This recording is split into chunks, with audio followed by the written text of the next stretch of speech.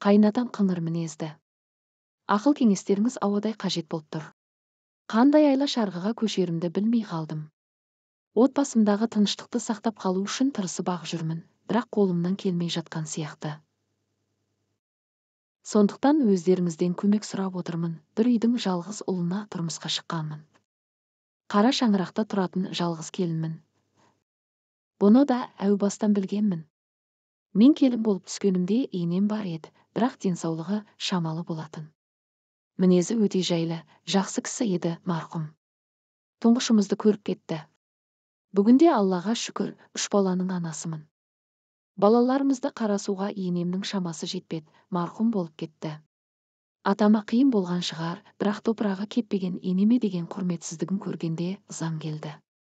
Өйткені енем қайтыс болғаннан кейін арада 1 жыл өтпей жатып атамыз әйел іздеп кетті. Мен үлкен кісінің бұл қылығына таң қалдым. Өзімнің балам кішкентай, келіп кетіп жатқан қонақтарды күтумен әлекпін. Ал атам әйелден басқаны айтпайды. Қоймай қойған соң, күйеуім екеуміз келісіп, әулеттің үлкендерімен ақылдасып атамды 2-ші рет үйлендірдік. 2-ші енем де шүкір жақсы әйел. Бірақ атам өте қатал, мінезі нашар адам.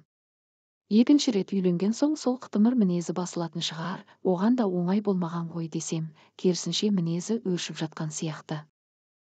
Менің төркінімді жақтырмайды, олардың атама не істеп қойғанын қайдам.